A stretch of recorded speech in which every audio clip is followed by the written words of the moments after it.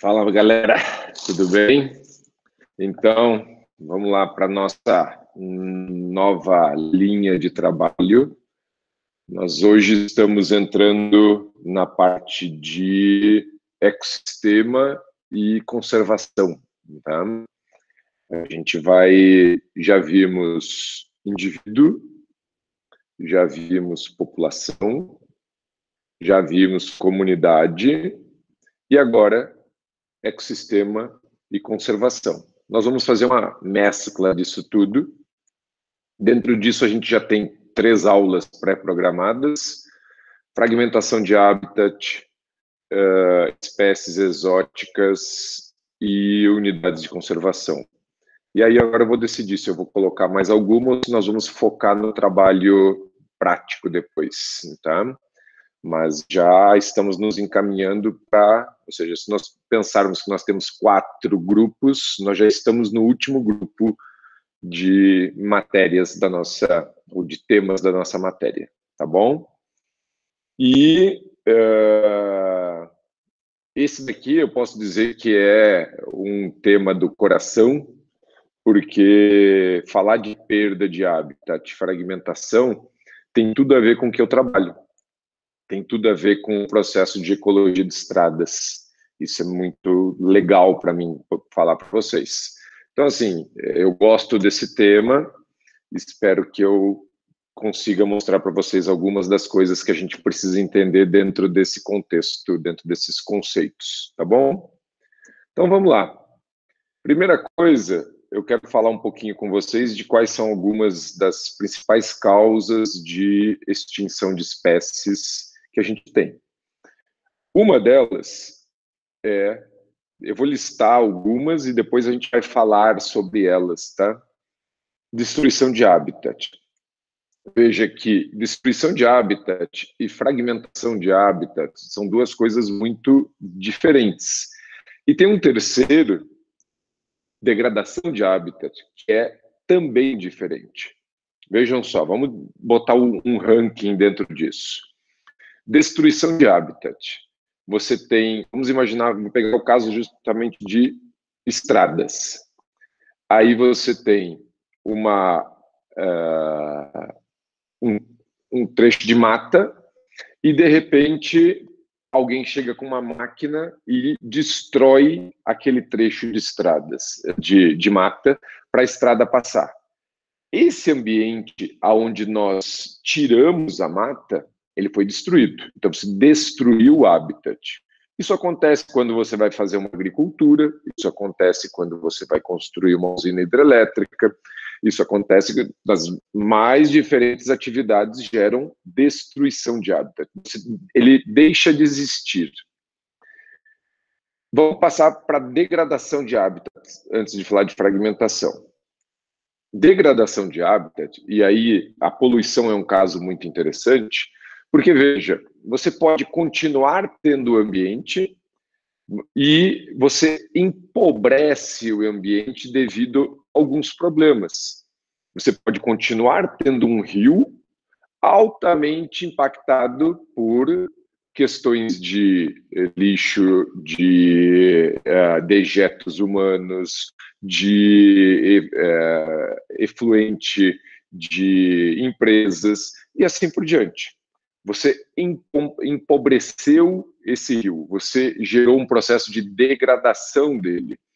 Da mesma forma, você pode ter, por questão aérea, em alguns lugares você tem a vegetação e você tem poluentes que degradam essa vegetação. Então veja que o próprio nome já fala, está degradando, não necessariamente está destruindo.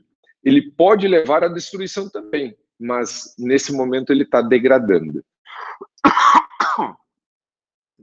O terceiro, a fragmentação em si, é um processo um pouco mais difícil da gente perceber.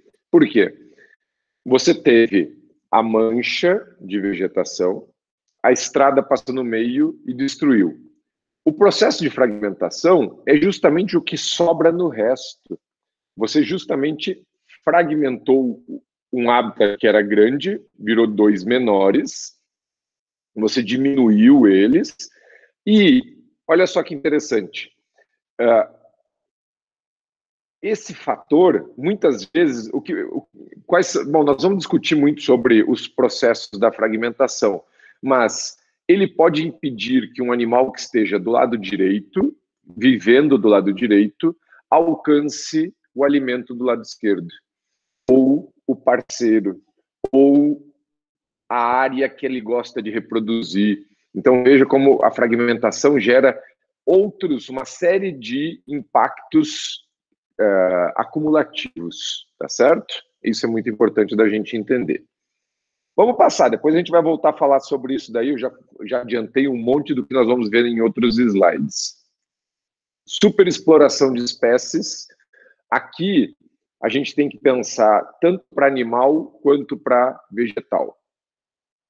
A retirada de madeira na Amazônia é uma superexploração de espécies.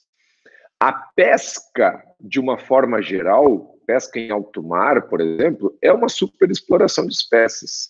Não tem jeito. Você pega o barco, vai lá, arrasta durante horas, enche o navio, traz, muitas espécies são jogadas fora, é superexploração de espécies, tá bem? Então, assim, em alguns lugares existe um lado para caça, que a gente vai ver que isso pode ser tratado como um outro subtópico até, mas a retirada de madeira, por exemplo, em alguns lugares, aqui no Brasil acontece muito, a retirada do palmito, muito específico. Então, a pessoa entra na mata procurando o palmito, corta, com certeza várias vezes, se vocês vão para a região sul do Brasil, onde a Mata Atlântica é mais forte, em alguns lugares, principalmente antigamente, a gente via muitos caras vendendo palmito na beira da estrada, assim, o palmito inteiro ainda.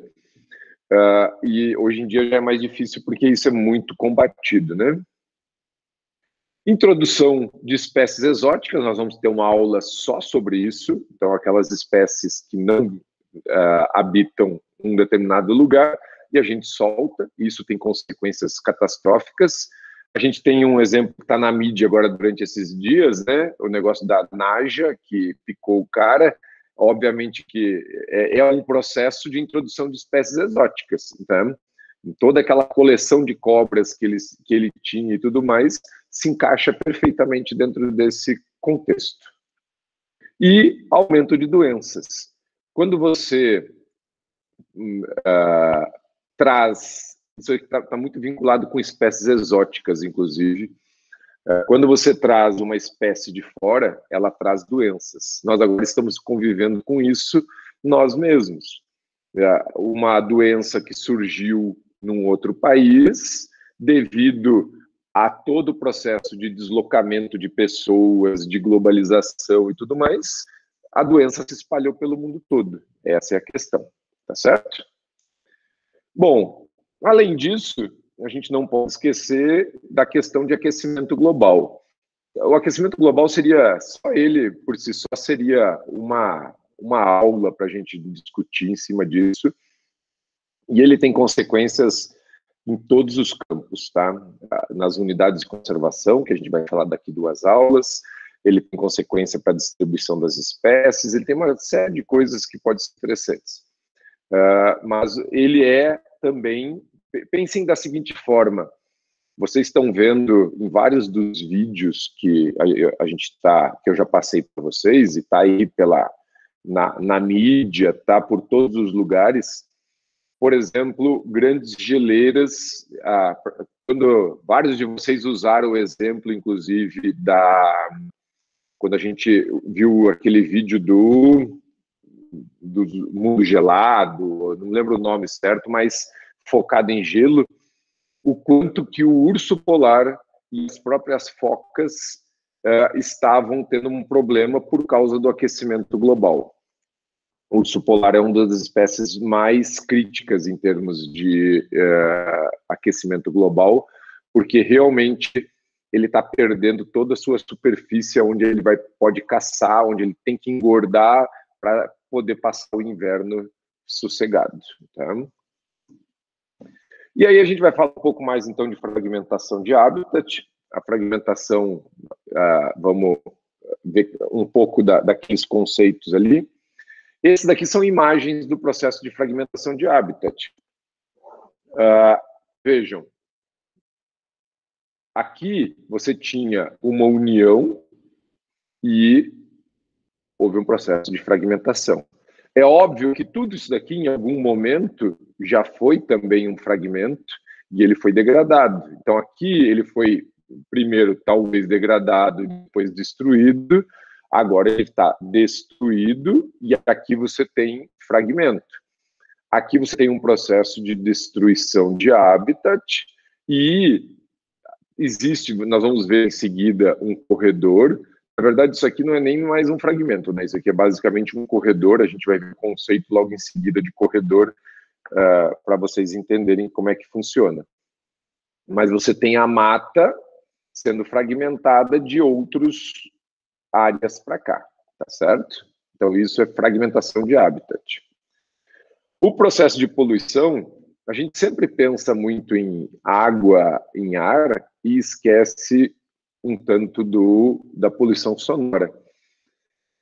No meu caso, na questão de ecologia de estradas, a poluição sonora é tão impactante quanto outros fatores em termos de poluição e geram degradação. Algumas das espécies que mais são afetadas são anfíbios, eles precisam do coachar para identificar parceiros, aves e insetos. Alguns insetos também precisam muito do som. Então, você ter carro passando direto, buzina, motor e tudo mais, o simples fato da roda passando, porque muitas vezes não é só o som audível, né? Existe uma série de sons que nós mesmos não percebemos, mas que as outras espécies percebem, tá? A caça, normalmente, e aqui ele entra naquela questão da superexploração, tá? Então você tem a caça, nesse caso aqui, onde você tem a retirada de animais da natureza, e o problema da caça é que normalmente ele é muito focado. Ele busca um tipo de um tamanho, só macho, só fêmea, e isso acaba gerando um problema na estrutura de população muito grande, que pode levar a um problema na estrutura de comunidade, mas num primeiro momento o problema é em nível de população, tá?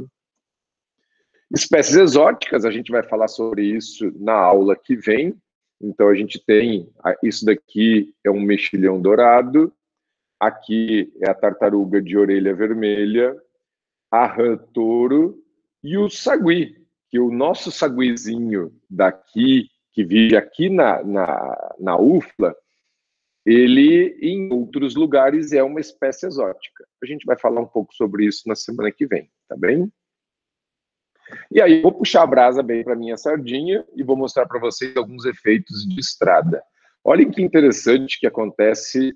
Eu vou mostrar uma imagem que ela vai ir evoluindo durante 15 anos, como é que a estrada evoluiu. E vocês vão ver como é que muda a paisagem. Vejam isso.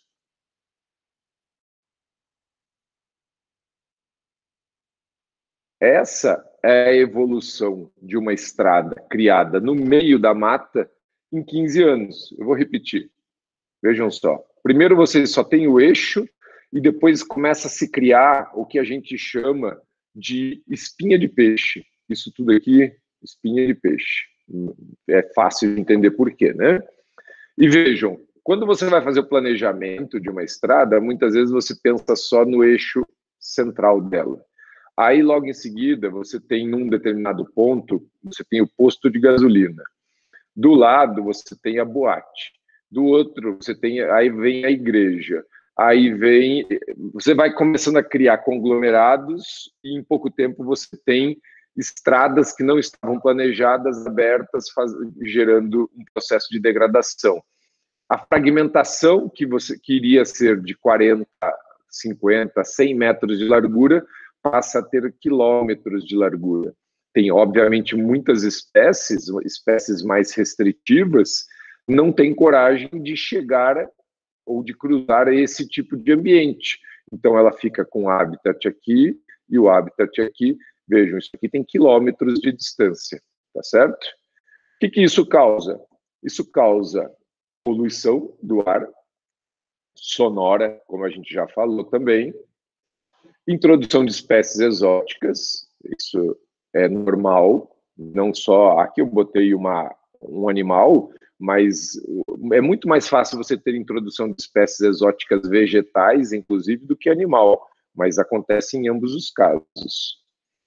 Incêndio, onde é que acontece mais incêndio? Se você for olhar os mapas de incêndio pelo Brasil, no INPE tem e tudo mais, vocês vão ver que é próximo de estradas, sempre. Então, obviamente, poluição gerada por acidentes, então você tem caminhões que deixam cair combustível, produtos químicos e assim por diante, e que geram um processo de degradação. Você precisa de estradas, de uma forma geral, para fazer superexploração para madeira. Claro que na Amazônia você tem muita coisa que sai pelo rio, mas fora da Amazônia a exploração de madeira é feita estritamente por caminhão. Tá? Então, o fato de você ter uma rodovia gera a facilidade para você retirar madeiras e superexplorar. A caça também. Ninguém quer percorrer 50 quilômetros dentro da mata carregando a caça para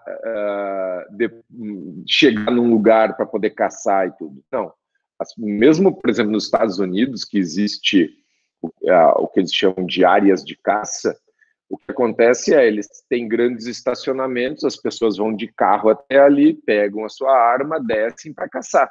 E aí, com isso, você tem a estrada é um grande facilitador dentro desse processo. E o próprio atropelamento, nós vamos falar mais sobre isso, e sabem que essa é uma área que eu gosto, mas o atropelamento é um problema sério dentro de estradas e causa perdas dentro da população e, consequentemente, para a comunidade. Por outro lado, estradas causam um processo que a gente chama de atração, porque a região próxima da estrada muitas vezes é rica em alimentos. E aí você tem esse tipo de imagem aí, onde animais vêm para a beira da pista.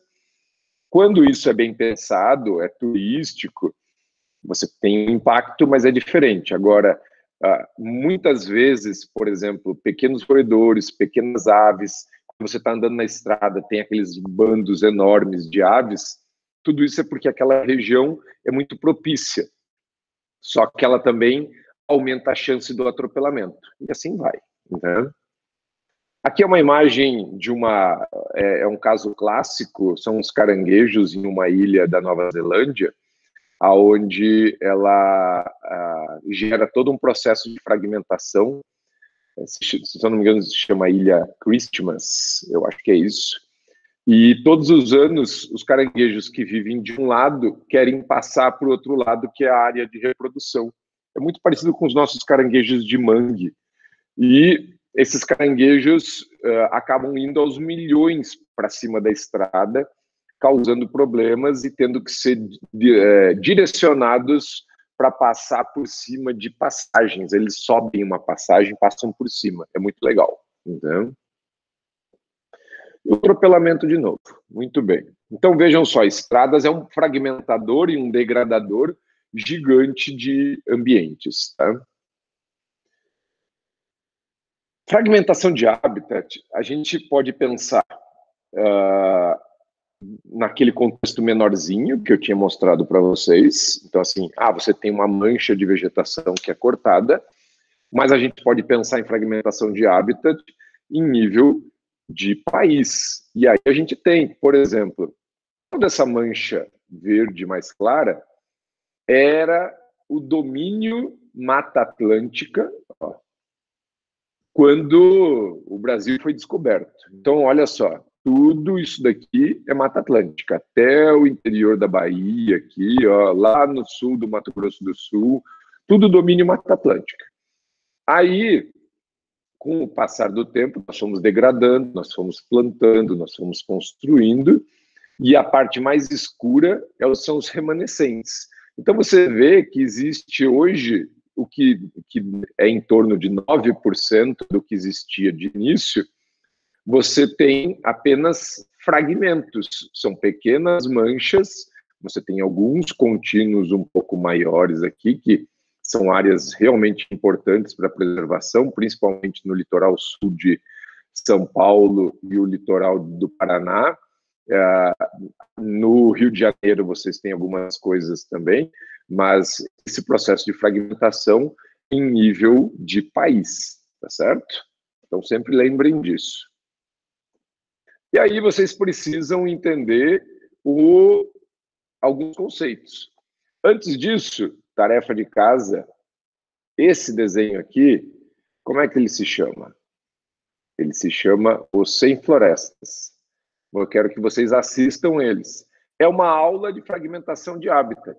Assistam, pertinho aí, vocês assistem tanta porqueira nessa internet, pega lá e vai assistir os 100 Florestas para vocês verem. Só que pensem nele, no desenho, como a nossa aula de ecologia. Vocês vão ver que existem vários conceitos. Barreira, quando constrói muro, estruturas para que o animal possa chegar em outros lugares, uma série de coisas, tá? Vários dos nossos conceitos estão dentro desse desenho, tá bom? Eu não vou botar ele lá na nossa lista, mas vocês poderiam realmente assistir, que vocês vão ver que é uma aula de ecologia que a gente tem aí, tá?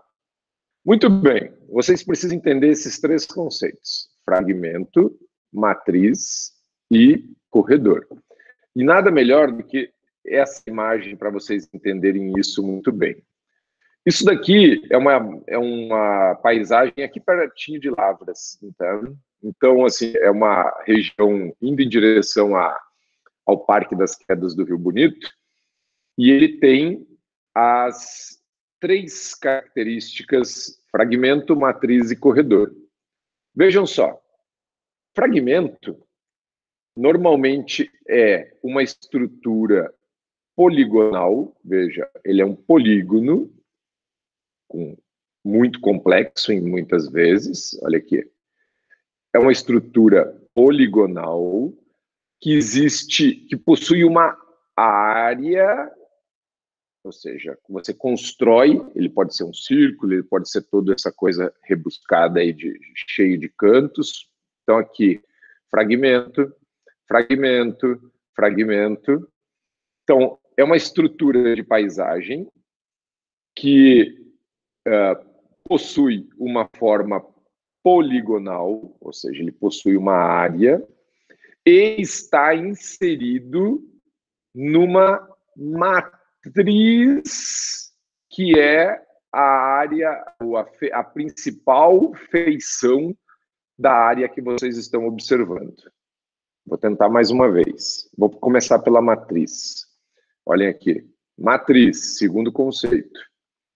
Matriz é a principal característica, o principal ambiente que existe na área que vocês estão considerando. Então, aqui a matriz é uma matriz que a gente chama agrícola. Aqui você tem matriz de pasto, matriz de café, matriz de milho e assim por diante. Você tem diferentes tipos, mas é uma matriz agrícola que você tem, que é a maior área que você possui, tá certo? Por exemplo, vamos pegar no caso um exemplo bem drástico, o oceano e as ilhas.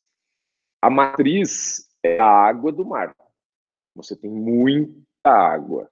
E o seu fragmento é a sua ilha que foi inserida dentro desse volume de água, tá certo? E o último conceito, corredor.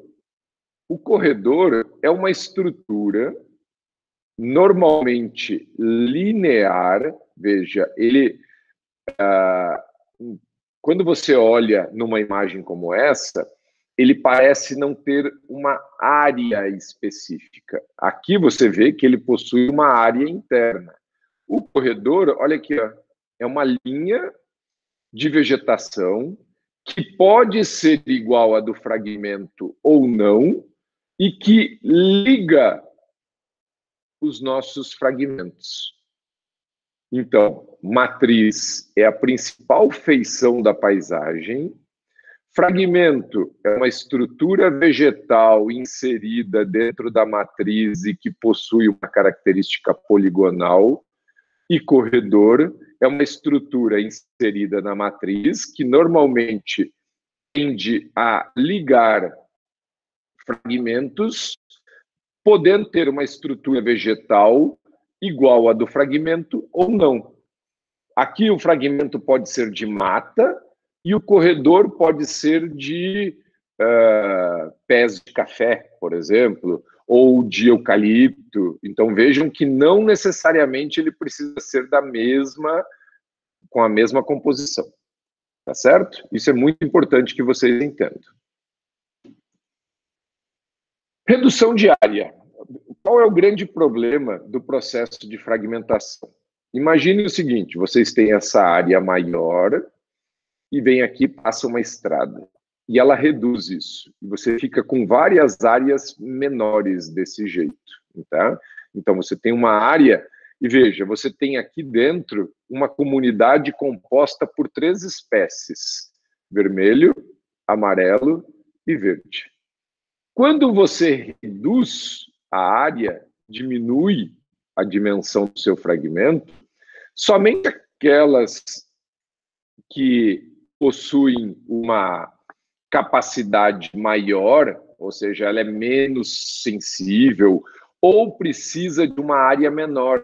Veja só, a redução de área gera uma mudança na abundância, obviamente, você diminuiu, aqui você tem não sei quantos amarelos, aqui você tem 4.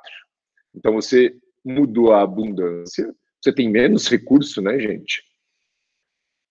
Mudou a riqueza, aqui você tem 3, aqui você tem 2, e muda a composição de espécies. O que eu quero dizer com isso? Eu quero dizer que, bom, primeiro, se você já tinha 13 e foi para 2, já mudou a composição.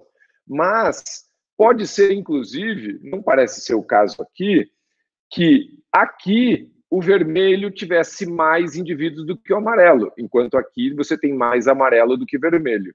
Então vejam que interessante. E por que a espécie verde não conseguiu viver lá? Porque as espécies possuem uma área de vida mínima. Pensem da seguinte forma, um gambá precisa de uma área muito pequena para ele viver. Ele consegue achar bichinho para ele comer, talvez num fragmento de 1000 metros quadrados, ele consegue viver ali muito bem, obrigado. Talvez muito menos até. Uma jaguatirica precisa já de 10 quilômetros quadrados. Uma onça, em alguns lugares, precisa de 200 quilômetros quadrados. Então, veja, uma onça precisa de 200 quilômetros quadrados. No Pantanal é menos, mas na Mata Atlântica é mais. Essa é a área de vida mínima. Se você não tem um grande contínuo, por que morre tanto animal atropelado, por exemplo, onça parda, a sussuarana, por exemplo, tem diversos nomes. Por que morre tanto no estado de São Paulo? Porque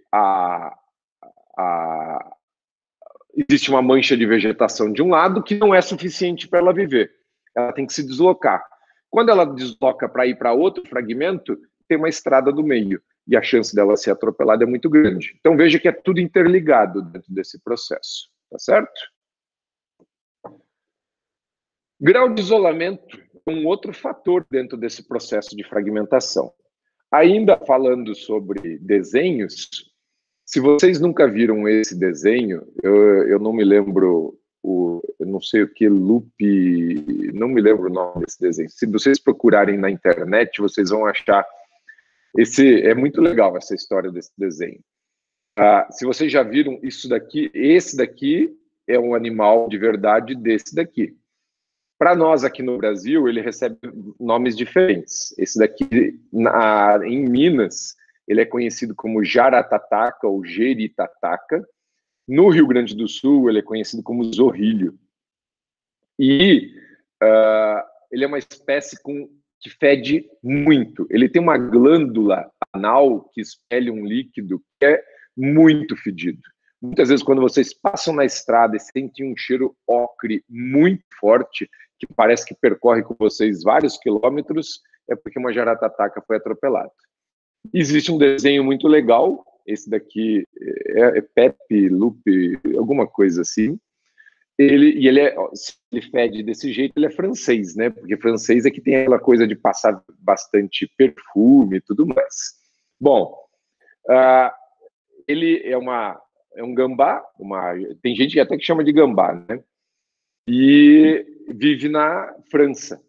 E uma gatinha normal, preta, passa embaixo de um andaime que tem um pincel pendurado com tinta branca. E quando ela passa, ele mancha ela em cima e ela fica parecendo uma fêmea dessa espécie.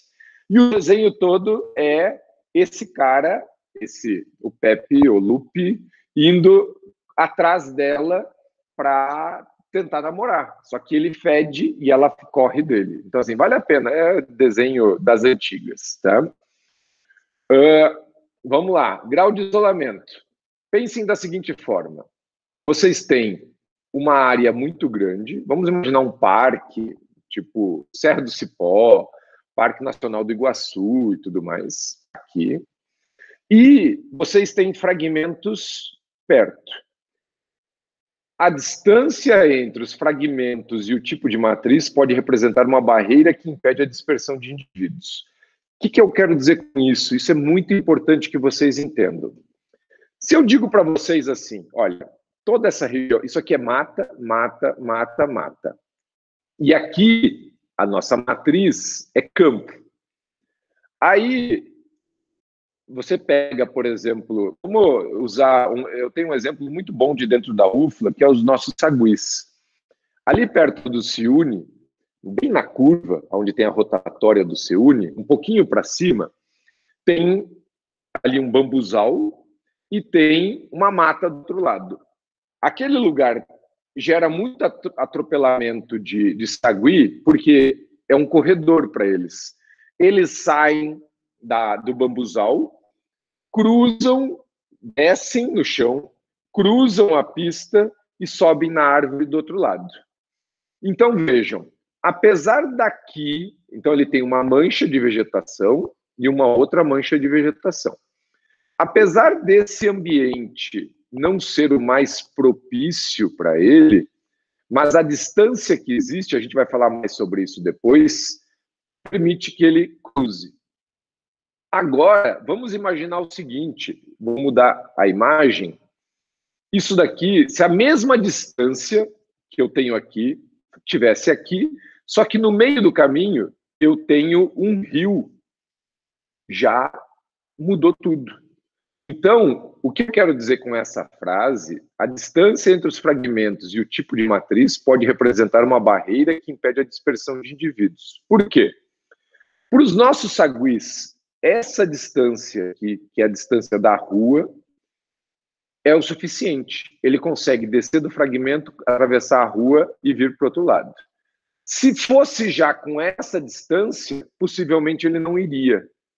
Agora, mesmo essa pouca distância, ele só consegue passar porque é um tipo de ambiente que ele consegue usar.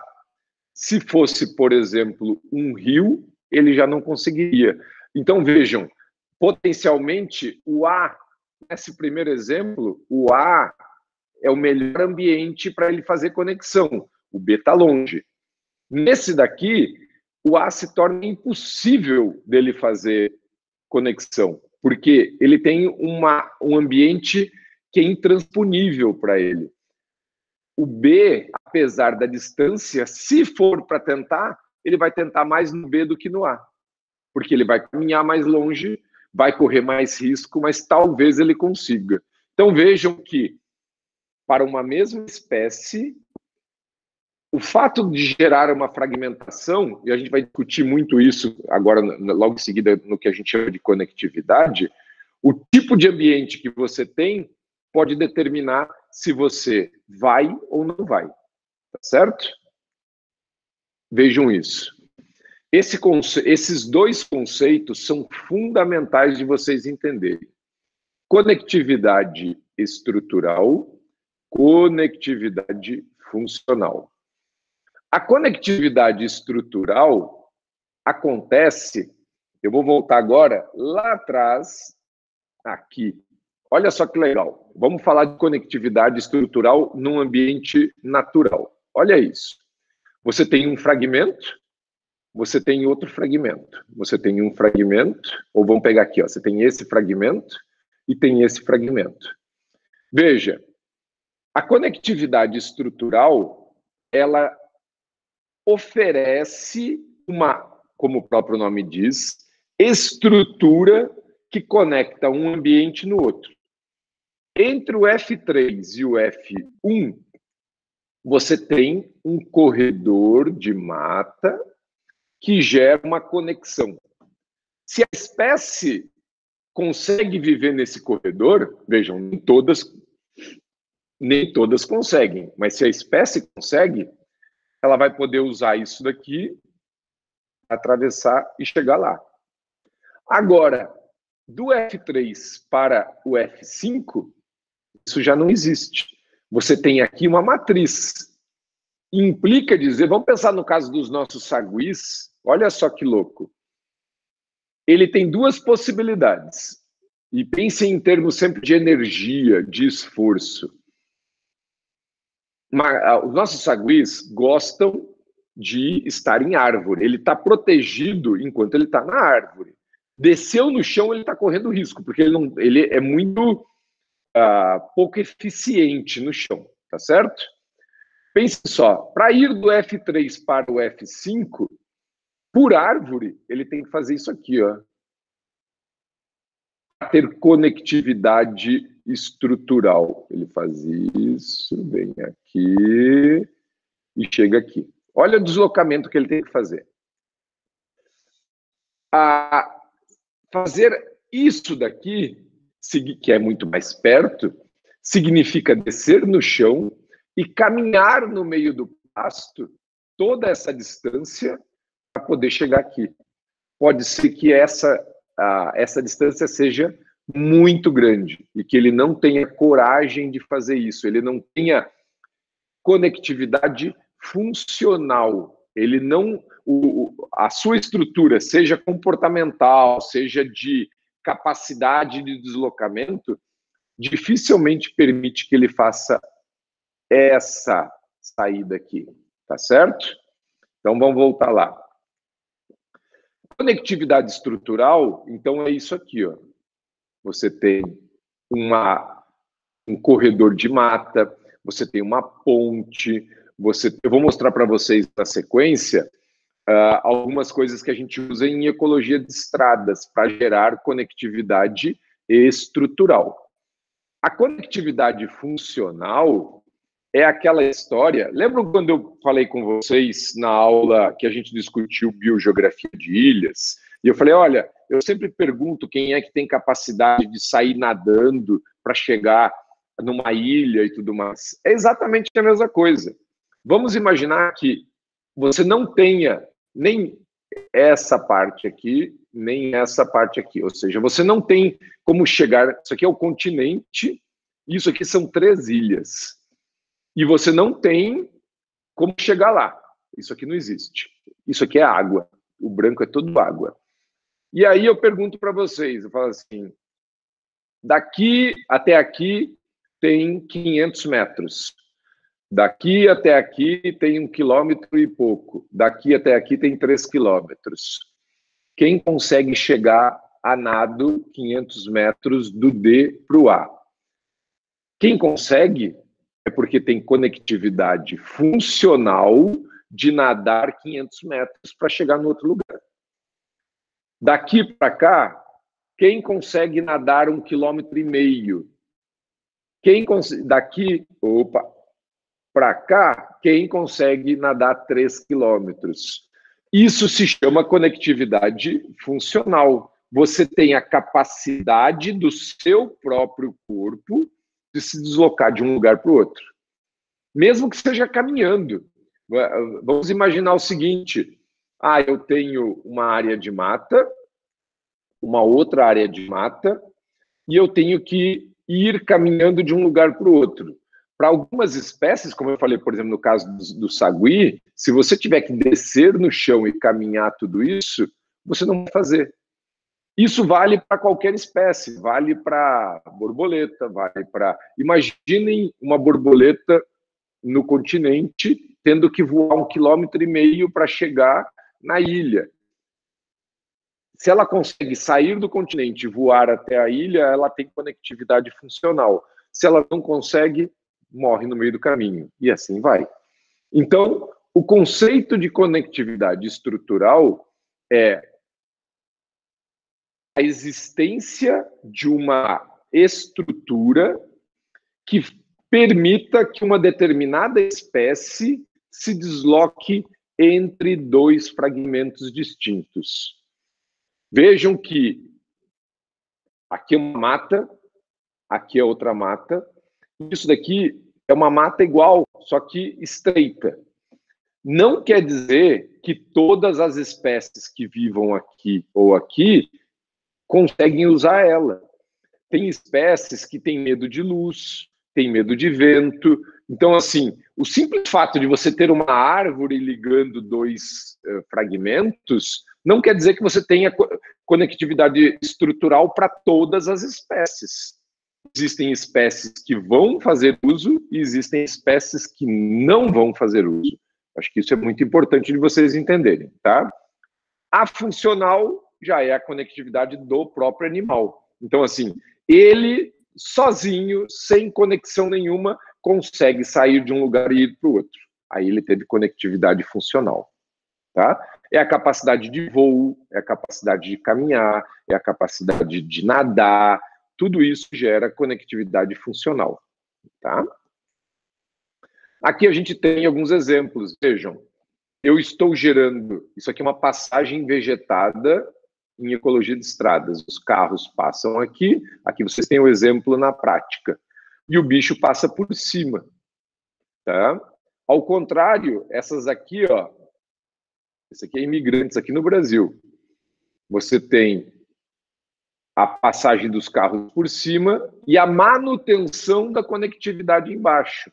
Aqui são processos diferentes, né? Aqui houve a quebra, se gerou a fragmentação e tenta se reconstruir a conectividade colocando uma passagem. Aqui não, aqui vocês têm a manutenção da conectividade com a construção da passagem por cima, da passagem de carros por cima. Aqui, vejam só, é semelhante àquele, só que por baixo. O bicho passa aqui embaixo, o carro passa lá em cima. Para as espécies arborícolas, funciona da mesma forma. Isso daqui, ó, você tem a passagem aqui em cima do animal, aqui você está gerando... Isso tudo é conectividade estrutural. Você está implantando uma estrutura que permite que os animais passem sem descer. A conectividade estrutural, no caso de árvores, quando você passa em estradas pequenininhas, que você tem árvores cruzando por cima, já é uma conectividade estrutural. Ela naturalmente tem, apesar de você ter estrada, para muitas espécies aquela conectividade já é o suficiente. Mas como normalmente as estradas são muito amplas, você acaba tendo que implantar esse tipo, tá certo? Aqui é só para a gente voltar naquele exemplo que eu estava falando até agora, de heterogeneidade de habitat, da importância de você ter diferentes habitats para gerar conexão. Vamos imaginar o seguinte, você tem de novo, ó, uma grande área, fragmentos. Teoricamente, se a gente olha apenas a distância, esse fragmento aqui parece ser o mais propício para a sua espécie. Agora, Se eu digo para você que isso daqui é água, o que está em laranja é água, espera aí, então apenas espécies que tenham conectividade funcional, que podem voar daqui para cá ou nadar daqui para cá, é que ela consegue fazer uso. Agora vamos já pensar diferente. A água está aqui. E o B parece ser muito longe, ou seja, o bicho não consegue de jeito nenhum. Mas como eu tenho, aqui pode ser mata nativa, e isso daqui pode ser uma grande plantação de eucalipto. Então, veja, para uma espécie de primatas, ou até mesmo para uma onça, ou para alguma coisa, uma anta, o que acontece? Sair de um grande fragmento, estar mais ou menos protegido dentro de uma área de eucalipto. Percorrer essa área para chegar num fragmento melhor é muito mais fácil do que cruzar aqui a nado. Então, vejam que a heterogeneidade de hábitats, por isso que a gente, desde o início do semestre, eu estou falando para vocês da importância da variação de habitat. A gente teve já, na verdade, de diversidade de habitats, né? Nós falamos de diversidade de indivíduo, diversidade de genética, e agora nós estamos falando de diversidade de habitats. Você ter um ambiente único, se toda essa região aqui fosse apenas água, somente espécies que voam muito ou que nadam muito conseguem. Agora, como você tem uma variação de hábitats, a chance de você conseguir chegar num fragmento aumenta muito. Por isso, a importância de, num parque, num planejamento territorial, você ter heterogeneidade de hábitats. Tá bom? Quase acabando. Um último conceito muito importante: efeito de borda. O efeito de borda é o seguinte, vejam aqui, você tem uma área de plantação, alguma coisa assim, e, de repente, você tem uma quebra. Normalmente, as imagens,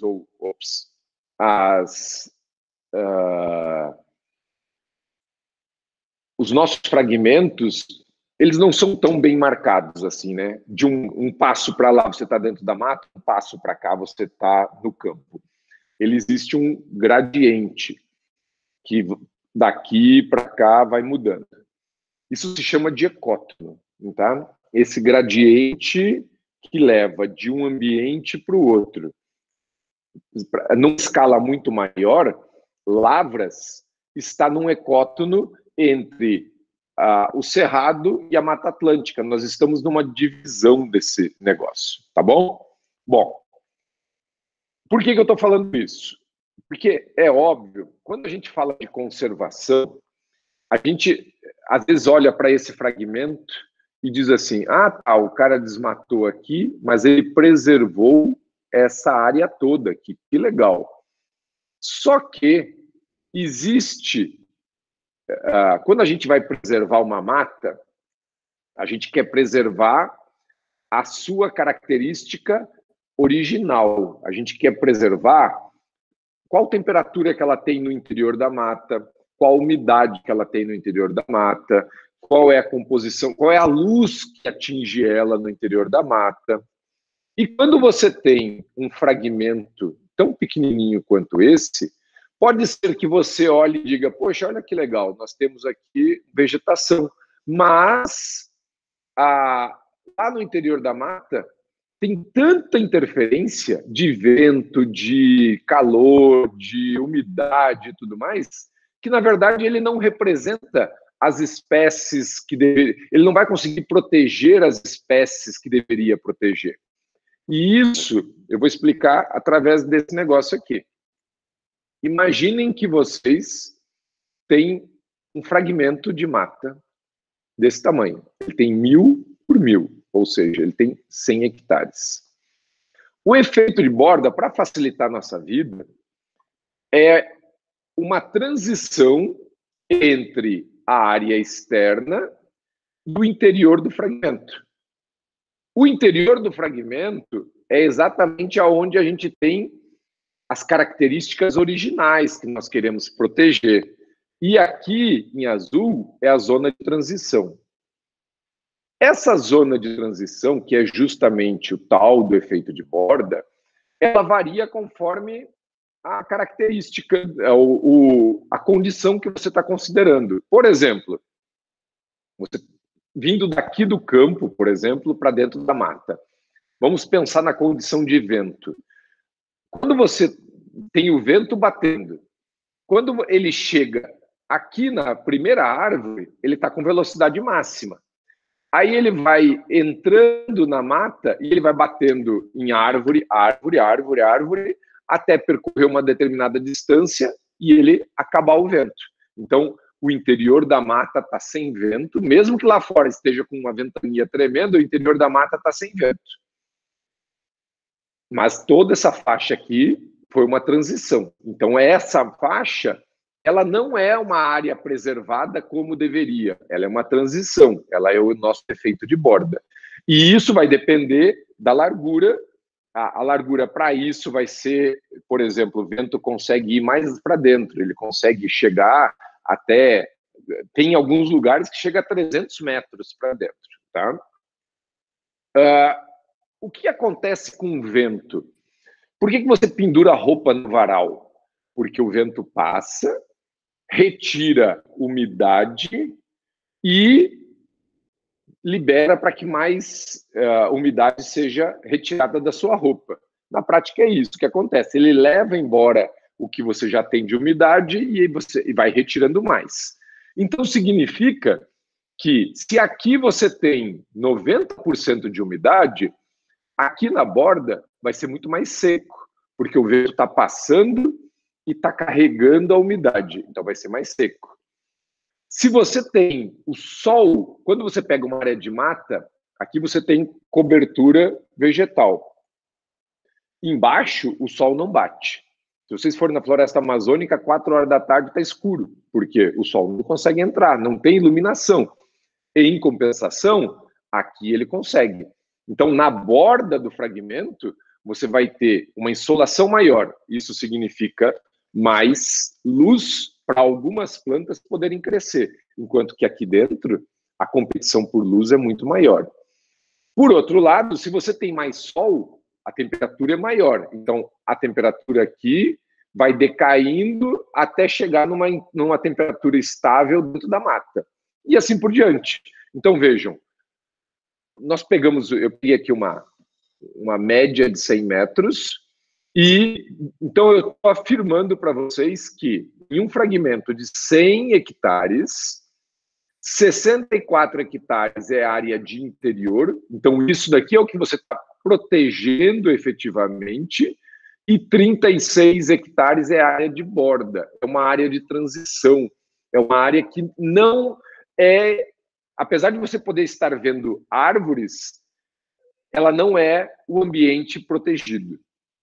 Nessa imagem aqui, pensa o seguinte, se você tem, não dá para a gente ter uma visão clara de escala, mas se a gente vê que aqui é uma árvore, aqui a gente vê tronco, então é o seguinte, com certeza, se a gente está considerando 100 metros, ele vai dar 100 metros, vai dar para cá, do lado de lá 100 metros para cá, significa que você não tem área nenhuma efetivamente protegida. Ele é tudo borda.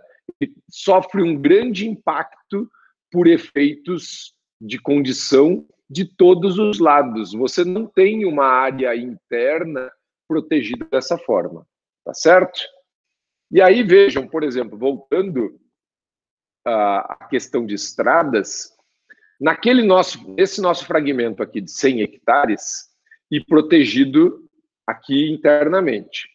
Aí vem uma pessoa e diz o seguinte, olha, nós vamos construir 2 estradinhas aqui, bem no meio, cada uma delas com 10 metros. Nós vamos acabar com pouca área. Se você fosse considerar só a área da estrada, seria isso daqui.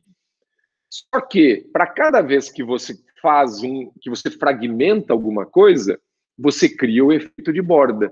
Se você cria o efeito de borda, você tendo 10 metros, olha o que acontece.